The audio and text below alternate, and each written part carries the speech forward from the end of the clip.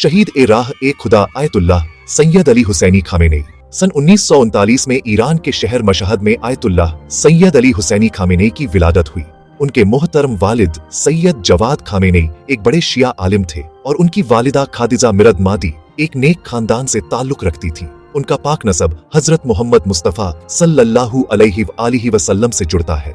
यह सिलसिला अमीरुल मोमिनीन हजरत इमाम अली अलैहिस्सलाम और सैयदुश शुहदा हजरत इमाम हुसैन अलैहिस्सलाम के जरिए उन तक पहुंचता है। शिया अकीदे में यह नसब बहुत मुकद्दस है और इमामत से सच्ची मोहब्बत पैदा करता है। उन्होंने बचपन से ही सादगी और सब्र सीखा। कम उम्र में ही दीनी तालीम हासिल करना शुरू कर दिया। मशहद के बाद वह कुम के हौजा ए इल्मिया गए। वहां उन्होंने आयतुल्लाह उज्मा सैयद रूहुल्लाह खुमैनी रहमतुल्लाहि अलैह की सरपरस्ती में इल्म हासिल किया और जुल्म के खिलाफ लड़ना सीखा। 1960 और 70 के दौर में उन्होंने ईरान के जालिम शाह के खिलाफ आवाज उठाई। उन्हें कई बार गिरफ्तार किया गया और जेल में तकलीफें दी गईं, लेकिन वह इमाम हुसैन अलैहिस्सलाम की सुन्नत पर चलते हुए जुल्म के आगे कभी नहीं झुके।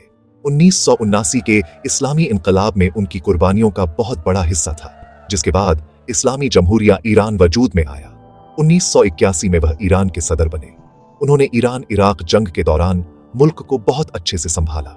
एक कातिलाना हमले में उनका दायां हाथ जख्मी हो गया, लेकिन उनका हौसला और बढ़ गया। 1989 में इमाम खुमैनी रहमतुल्लाहि अलैह के इंतकाल के बाद उन्हें रहबर ए मुअज्जम चुना गया। 30 साल से ज्यादा वक्त तक उन्होंने मुल्क और कौम की बेहतरीन रहनुमाई की। 28 फरवरी 2026 को 86 साल की उम्र में तेहरान पर अमेरिका और इजराइल के कायराना हमले में वह शहीद हो गए। इन जालिम दुश्मनों ने एक अजीम शख्सियत को निशाना बनाया, लेकिन वह नहीं जानते कि शहादत मौत नहीं बल्कि हमेशा की जिंदगी है।